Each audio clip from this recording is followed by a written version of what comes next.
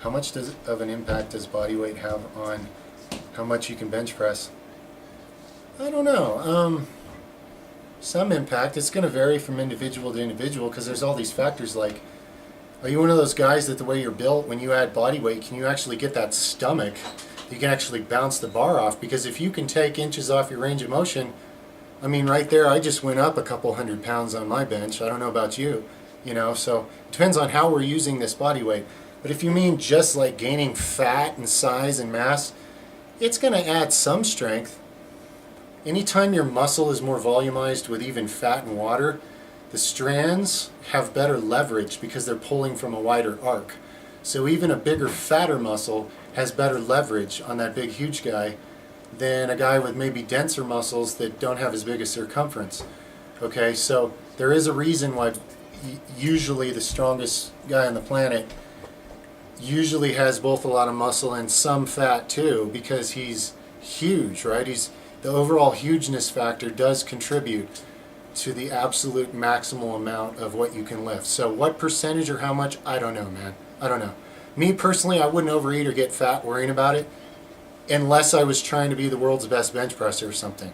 And that was my literal number one priority. And then I would say, yeah, I'm going to get as big as I have to do that, But that's the only reason I would get big, just, bigger, just to have a bigger bench. Bigger meaning fatter.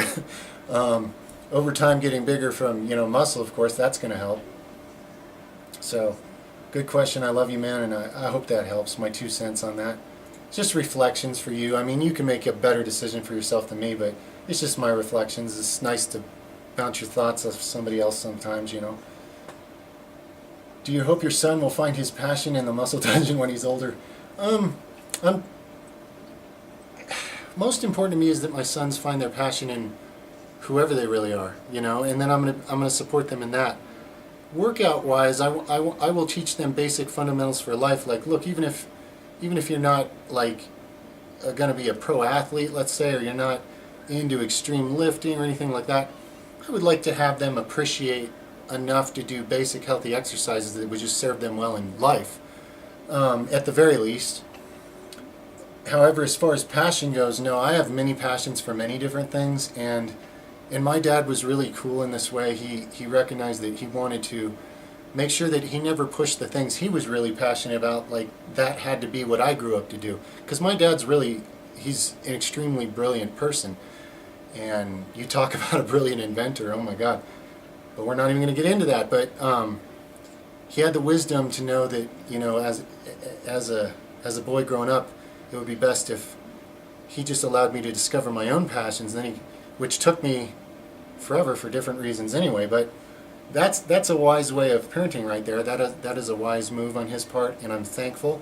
And so I'm definitely going to do that with my boys. Whatever their passions are, I just hope to be able to connect with them, find some kind of way to connect with them on that, to share some of that, and to contribute, and just to see it grow for their benefit, for everyone's benefit involved. Whoever these creative, amazing, mind-boggling beings that I was somehow blessed to have for sons, whoever these brilliant beings really are, I'm going to be supportive on who they really are, not who the world would tell me to make them be, but I'm going to be supportive on whoever they really are, okay? That's my goal as a dad. Completely against the grain of the world, but look around, the entire world's failing at dads, basically, or so I hear. So, might as well be going completely against the grain, I guess. Awesome question. I love you. Thank you for that. Do you see any sort of value in something like a Mediterranean diet where the majority is plant-based and very little meat? I've tried veganism before and didn't like it. I couldn't sustain it for the rest of my life. I vary diets on plants and organic meat. Seems like a pretty good thing you could stick with. Yeah, basically, if you're talking about an improved diet from wherever you're at now, listen, I went on vegan or vegetarian diets many times in my life and did okay for a while and then failed at it because I just didn't know enough. I didn't know enough about nutrition to know how to do that right, how to fill in all those things. So now I'm mastering it, but I'm not saying it's easy. Oh, hey, just go become a vegan and everything's going to be great. A lot of people don't know shit about nutrition. Most people don't know shit about nutrition. And most people really aren't a master of nutrition, so they're kind of out there on their own, like, how many bananas am I supposed to eat every day and how much of this, and they don't know, they're not really in touch with like how to get all your nutrients. So the diet you're describing from wherever you're making that jump from is probably a very good improvement, and is something that you can actually see how you can fit it into your life and make it work. So I would say do that. I'm not someone who's like, oh look, unless you can just do this extreme or that one. No. Progress is progress, and if something seems like a good move, you should probably do it. Anything that's going to improve your health. And just remember, a diet is like a form of training. It's something that could be in your life for a certain amount of time. Might be a short time, might be a long time, but eventually it's going to change, okay? And for the better if you're paying attention, because you're always going to find what your next best move is, instead of missing it like people who, don't believe in such things. All right. So I do see some value in that, yes. Anything that's an improvement from your current diet is going to be better for you, it's going to be better for the earth. Hey man, of course I encourage that. Absolutely. And that's why my vegan diet video, zero judgment, because it's I'm not here to fight with people anyway. I'm here to just share how I'm doing certain things, and then as people's curiosity grow and their mind opens to that, I can share more with them, and they can start to learn it and apply it if they want to. That's my contribution to that cause. I'm not a fighting warrior for that cause. I'm actually a very peaceful. I'm going to show people that, look, regardless of what you eat currently, what religion currently you may be, and even if you're those for the rest of your life and you stay stuck exactly as you are, you don't have to change for me. You don't have to be anything in particular for me or for this channel. This channel's for you. This channel's for everyone, okay? It's not about what you need to be for the channel. So understand benefit. That's what this channel's here for. Every video is for you to benefit from. And if your current vibration causes you to interact with the video in a way that you don't benefit from it, don't watch it. Go watch one that you do vibe with. Okay? Because right now you're going to get something that's useful to your life right now out of that. That's all, The greater good. Let's multiply the greater good. This is how a primitive race of confused creatures can change a self-imposed hell, a self-created hell that they don't even realize is self-created most of the time, into a self-created utopia, equal and opposite. And it can absolutely be done just like that. It's just completely different thinking, completely healing, loving, fixing your energy field and going a completely different direction. That's all. It can be done. Awesome questions. Love and respect for every one of you. How do you use breath in your life? Workouts, other instances, do you do any particular focus on concentrated breathing beyond maintaining life? What importance does breath have? Yeah, under my 4 elements videos, I've got a air element video, breathing exercises and some links and stuff, because it's one of the 4 necessary physical elements for your physical vitality. So of course to a guy like me, it's like one of the critical totems holding up the table of your very vitality, your experience getting to be here.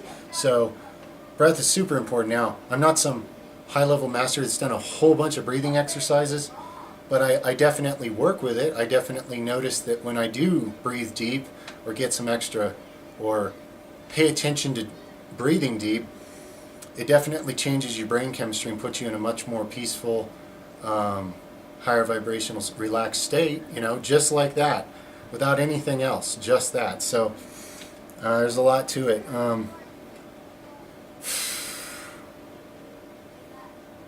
Workouts, everything I do there's instinctively. I can't tell you, what's my strategy, like when do I hold my breath, when do I blow it out and everything, because I don't even think about it. It's just stuff I do at this point. I mean, you can watch the video and see it, and then you'll know. So, yeah, check out my air element video, and if you have anything to add, links, information, ideas, thoughts, let's do it. The elements, the 4 elements of physical life here in this physical universe. Awesome question, thank you. Love and respect. Can I make a walkthrough on the garden and all the plants in it? Yeah, I'll do that one of these days. That's a cool idea, and I'll do it one of these days for sure. It's a cool thing to look at. Love and respect. Would you recommend nether rows to beginning lifters? If not, which exercise would be best for upper back? There's several variations of nether rows, and I would say yes. In the general sense, I would say a beginner, if they could find a version of nether row that they get their technique down to where it feels right on their body and they can really work with it. You know, it's like learning bench press the right way or the wrong way early on. You know, assuming there's a right way and a wrong way, and there's endless debates about what that is, but the difference would be, I would say, if you take the time to try some different variations and find a way of doing nether rows that you really can feel it right and dig in and get that special stretch and lift heavy and it suits your body, it would be a great thing for a beginner to have, because you're just going to start leveling up your upper and middle back further earlier on in the game, and who doesn't want that, you know? So, yeah. Hopefully that makes sense. May the force be with you. Love and respect, my friend. If I had to pick one best exercise for thickness, width, etc., and I'm assuming you're talking back, it's kind of what I've been known for so far here. One exercise for thickness, width, thickness, one only. I'd have to go with my nether rows, because I can do it at an angle where I can really pull hard on my lats, and therefore I can hit my entire lats, my entire middle region, and if you do it in an more upright position, you can totally annihilate your upper traps. So because it's versatile, the angles I can do it at, whereas like a rack pull, I can't do a rack pull at this angle, at least not yet. I don't have a gravity chamber, and that would defeat the purpose anyway. So yeah, because of the versatility with both the weight I could actually use and the angles, but see, there I'm being clever, and I'm kind of working out of only having one exercise, because I'm talking about having variations.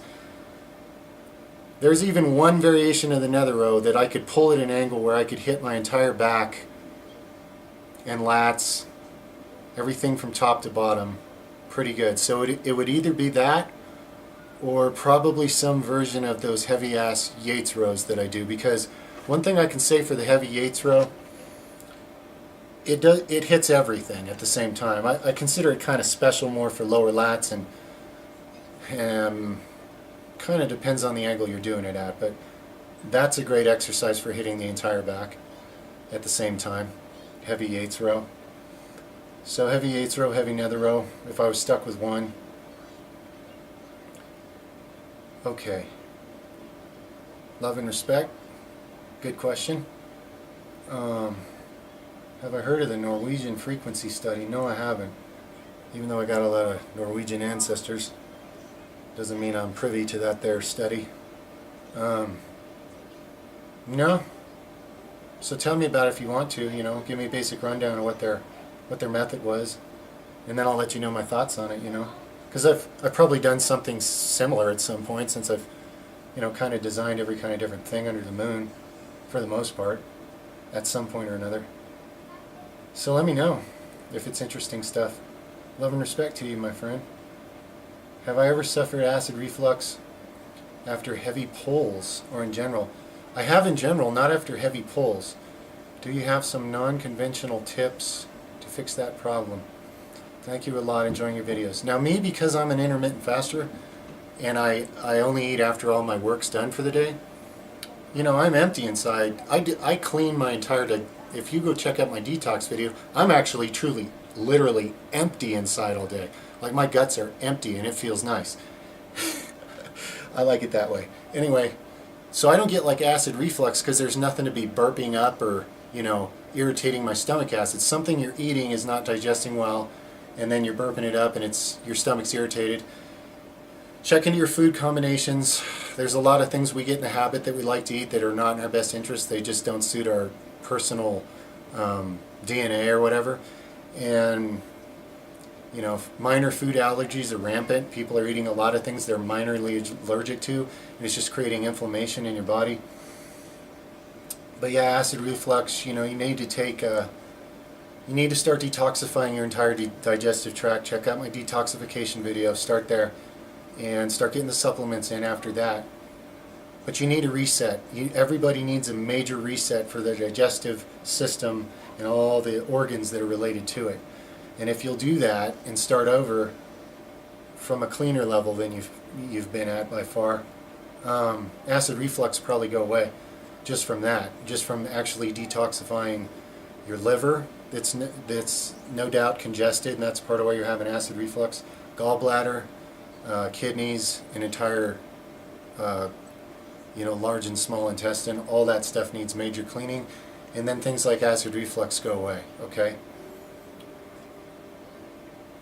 Check out my detoxification video, my friend. Let me know if you're ready to step up and, really take your health to a higher level. The way so few people have been able to experience so far on this planet, it's such a waste and a shame. That's why we got to blow it up, guys. We're talking about why not instead of dozens of people maybe finding their true self and their purpose and a whole higher version of life and a whole higher dimension and health and healing from disease and all that. How about millions? Why not? Why not? It's the same energy, it's the same power, it can. We're in this together, guys. Alright, and I love every one of you. Alright, okay, so acid reflux, very fixable. I recommend starting at the bottom, cleaning yourself out, heavy internal detoxification. That'll turn the tables in your life. It'll start a whole different chapter in life, okay? A whole new, better direction of understanding and empowerment when you take control of your health instead of anybody else. How would you optimize yoke training with a bulging disc when you can't do rack pulls or heavy rows, etc.? Wow, that's kind of a riddle me this, huh? Yeah, that's a good one. Optimize yoke training with a bulging disc. Yoke training, well, it's funny because I'll give you a few ideas, but if I was dealing with that, I would do it by experimentation. Like I would go down there one night and do some kind of, like lay on my board, suspend my body laying on my board with my arms hanging down and just do like, some kind of nether row, just pinching and pulling and squeezing, my upper and middle back as hard as I can. I'd work with some ideas like that where I'm actually laying down and I'm not using my lower back or the discs down there. I'm just working the muscles up in the area I want to work. That's how I think about it. I would isolate literally just the upper middle back, especially the upper back area you're talking about, and find isolation exercises for it and see how heavy I could, the goal would be to work up to heavy weight with those isolation exercises. Because you can do a certain amount of volume and that's great and you get a certain amount of growth. But sooner or later you're going to, when it comes to yoke training, the real magic's in that heavy stretch overload, no matter which exercise you're doing, okay? Keep that in mind, and that should help. May the force be with you. I love you, friend. Thank you for your question. How do you stimulate beard growth? Castor oil is thought to help. I've heard a lot of things. There's different drugs people, hair growth drugs some people use. I don't know enough about those and I don't recommend things with chemicals and stuff, so I would always try to go a way that I would believe would be totally healthy. So I'd look into castor oil. It's known to make hair grow, whichever kind of hair it is, thicker, fuller, better, so that could help. Now outside of that, hormone changes, as a guy, you want to have, a little more DHT is better. That being said though, even if you had high DHT but you just don't have the kind of hair follicles to grow a thick beard, like you could have the highest DHT in the world and still not have, the thick beard from it. So I'm not sure what kind of beard growing genetics you're dealing with to start with. I'm not one to let genetics stop me. If I had a goal to grow a thick beard and I couldn't do that, I would try a lot of things and I would figure it out eventually. But just for some healthy things to get started with, I would just use castor oil because it's good oil for your face and skin, detoxifies you, it's healthy, and it can stimulate hair growth. You can, even if you're balding or losing hair, castor oil treatments can help you stop shedding hair and start regrowing your hair. It's just good for hair growth. It's just good for skin and hair follicles, and it just nurtures all that stuff. So I don't know. Simple suggestion there. My other suggestion is just listen to lots of Amon Amarth. Anybody will, even your little sister will grow a beard listening to Amon Amarth. So beware. All right. How much money do you need to make a decent home gym? Well, that would depend on where you live, what you have access to. Like you'll notice in my gym I have a pallet, I have some boards nailed together.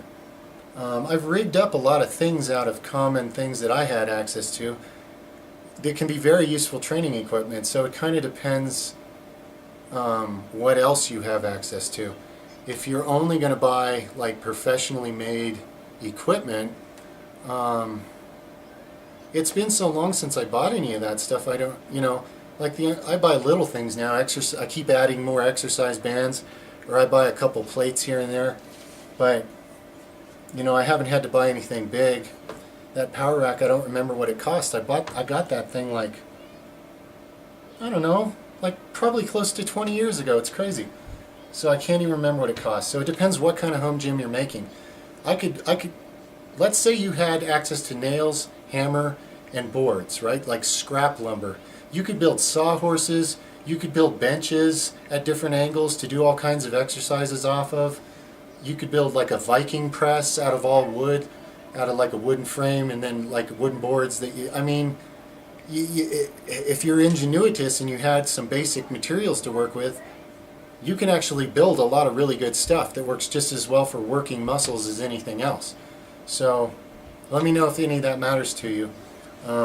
There's a lot of ways to make a gym, my friend. It's not all about necessarily buying this or that. Although ultimately, for me, if I didn't have a power rack, I would have to build something that sort of was similar, okay? Because it really is needed when you're lifting really heavy things and you're doing it by yourself. You need to have a way to always set that up where it's controlled, So ultimately a power rack is great. You can do anything with a power rack and a few different types of bars and enough weights and some bands and some ingenuity. That's where I'm at with it, as you can see from my little dungeon there. But there's also a lot of great equipment somebody could build or rig up, So let me know. Let me know if any of that clicks, my friend. Cool question. Love and respect to you. How do you discover and develop the female side of yourself? Do you have any experience with Tulpa? What do you think about it? I looked up that word. Okay, how to find someone who accepts you when you're different or crazy. How did you meet your wife? I forgot what Tulpa is for a second. Let me look it up.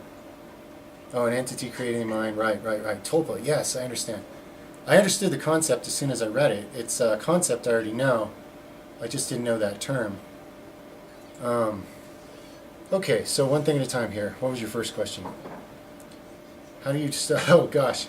Well, there's going to be more videos and more work. We're all going to be working on this. How to integrate more of the female side of yourself. Now remember, female is kind of a term, and in this world, certain things are ascribed to that term.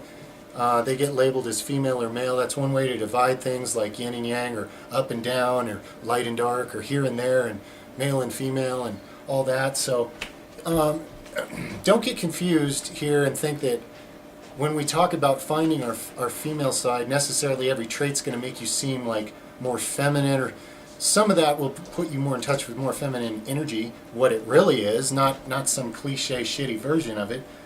It's a powerful thing. We're actually talking more about unlocking like spiritual gifts and stuff.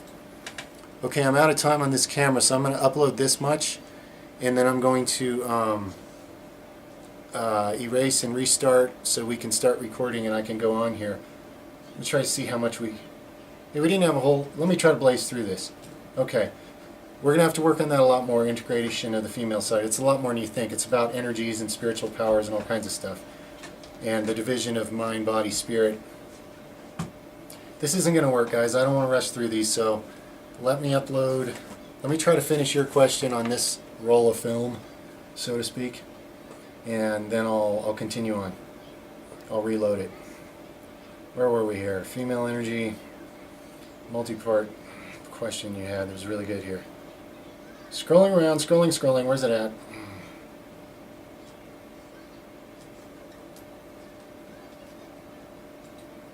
Ah, that's weird. I lost it. Okay, there it is. Tulpa. Now that idea where you invent like an imaginary friend, you could almost say, what it can do is it can actually help you create a relationship with an actual spirit guide you have, because they will start interacting with your mind through that creativity of that friend you've made. So it can bridge the gap between this world and the next and actually form a real relationship. That's what can actually happen behind that, you know. So that's what I think about that. It has amazing potential. How do you find someone to accept you when you're different? Crazy. You're putting out the vibration of where you're at, okay? Get to know yourself, love yourself, and then really be yourself, and you will automatically attract to you, you know, who you should. You don't have to work for that or go hunt them down. It's actually a matter of, if you get more in touch with you, then you will pulse out there into the energy collective field, the right energy to attract what you need to, okay? In another person, relationship, whatever. Whatever it is you're actually ready for, it's there. And you can attract it. So work more on your own connection with yourself, and that other relationship will appear, okay? Does that make sense? How did I meet my wife? I met my wife on Match.com, as far as, you know, just technically. But if you want to take it deeper than that, I met my wife, you know, by energetically reaching out in a sense where, you know, I was looking for a significant, that level of a relationship, and so was she, and the frequency that enough of our different energy fields were vibrating at as a consciousness at that time was similar enough and interested enough in each other that we were guided to meet each other, and you know, and we made it work. We followed the signs and made it what it is from there. And there's been a great deal of change in both of us since then. We're not even the same people we were. That was it's like pushing 13 years ago or something. So, you know, we've evolved and grown and, you know, all kinds of change, but you know, we've created, you know, brought this amazing family into the world that we love very much, and it's just it's an amazing thing. But you didn't ask me that, so we're not getting into all that. And this video is about to run out of time. I'm going to take a little intermission, deal with the kids for a few minutes and stuff, and then I will load up the next free camera space, and I will finish these questions in depth like you're here with me and we're taking our time. No rushing. No rushing on account of the camera, right? The camcorder. Alright guys. So I'm going to log out there. I'll see you in a minute. To be continued.